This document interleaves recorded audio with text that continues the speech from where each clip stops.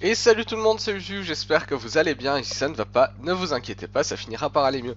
On se retrouve aujourd'hui pour une courte vidéo pour parler du dernier patch de Crusader Kings 2 qui s'appelle Life is Gone.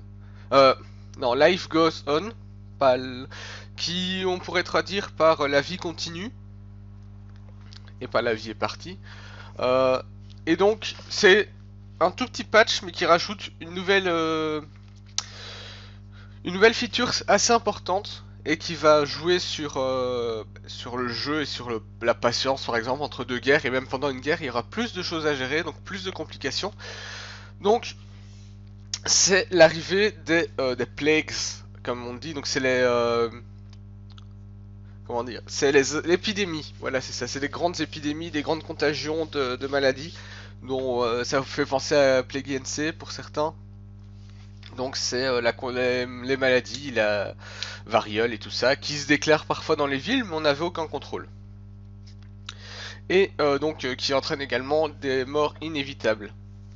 Par contre, il y a plusieurs solutions pour se protéger, et c'est également ça qui a été mis en place, donc c'est ce qu'on va dire ici. Le premier moyen de défense contre les épidémies, c'est de se mettre en isolement dans son château.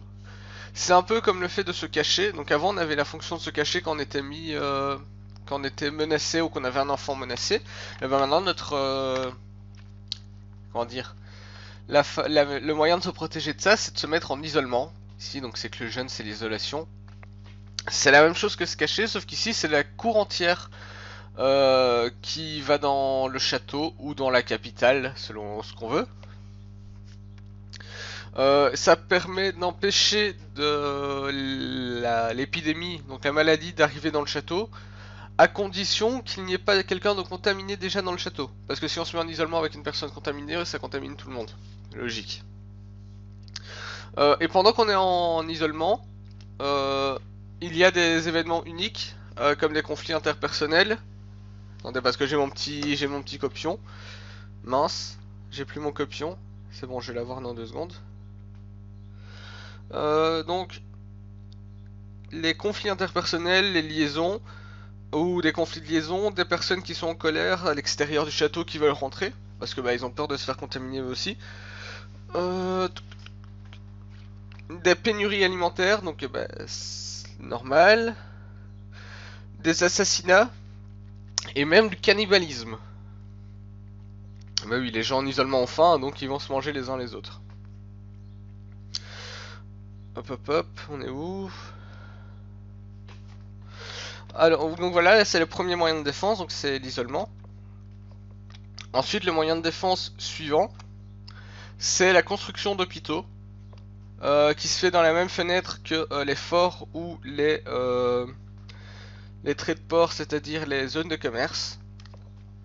Donc, les hôpitaux sont des nouveaux bâtiments, comme je disais, dans la même lignée que les forts et les points de commerce. Leur premier effet, c'est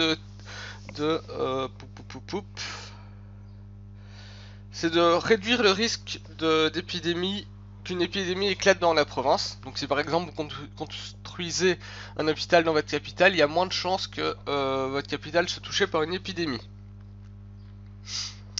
Ensuite, ça empêche également que l'épidémie se répande dans les provinces. Donc s'il y a une épidémie à côté de vous, il y a moins de chances qu'elle se répande dans votre capitale, par exemple en prenant compte que nous construisons un hôpital dans la capitale, mais je pense qu'on peut le construire dans toutes les provinces. Ou dans certaines provinces majeures. Je n'ai pas pu tester, donc voilà. Hop hop hop. Et donc ici, plusieurs... mais sert principalement... Ah oui, donc on peut également avoir plusieurs niveaux. Donc une fois qu'on a construit l'hôpital, tout comme le point, la zone de commerce, on peut construire des améliorations. Par exemple, ici, sur l'image que vous avez ici en face de vous, vous voyez que on peut construire des colonies pour les lépreux. Et donc c'est une isolation pour les lépreux et donc ça réduit le risque de révolte. Ou des expanded sick house. Donc on agrandit l'hôpital. Regardez là, ça prend 1386 pièces pour le niveau 2, donc ça coûte assez cher. Mais ça réduit encore plus le risque de contamination. Et pour finir, l'arrivée d'un nouvel artwork qui est la danse macabre, qui va avec cet événement. Et là on peut voir donc le roi, la reine et le pape ou un archevêque, mais je dirais plus que c'est le pape. Et donc ils sont entourés par la mort. Et donc voilà. Je trouve que l'artwork est très joli, mais sans plus. Voilà.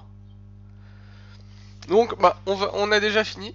J'espère que cette vidéo vous a plu. Si c'est le cas, laissez un pouce bleu. Si ce n'est pas le cas, laissez un pouce rouge.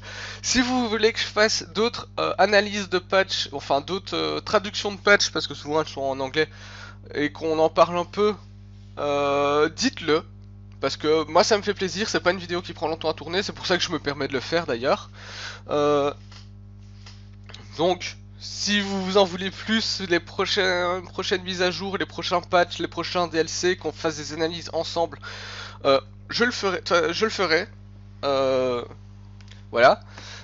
Si vous voulez discuter de certains points, s'il y a des choses que vous avez mal comprises ou vous voulez parler de certains points, faites-le en commentaire, on pourra en discuter entre nous, enfin avec toutes les autres personnes qui regardent, mais également je pourrai intervenir si vous voulez.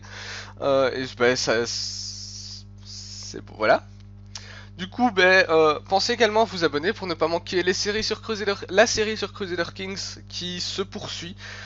J'essaierai d'augmenter la quantité de vidéos après mes examens, donc peut-être une par jour pour accélérer la série, on verra. À vous de me dire aussi si vous voulez plus de vidéos donc Crusader Kings. Sur ce, on va se laisser et on se retrouvera pour une prochaine vidéo.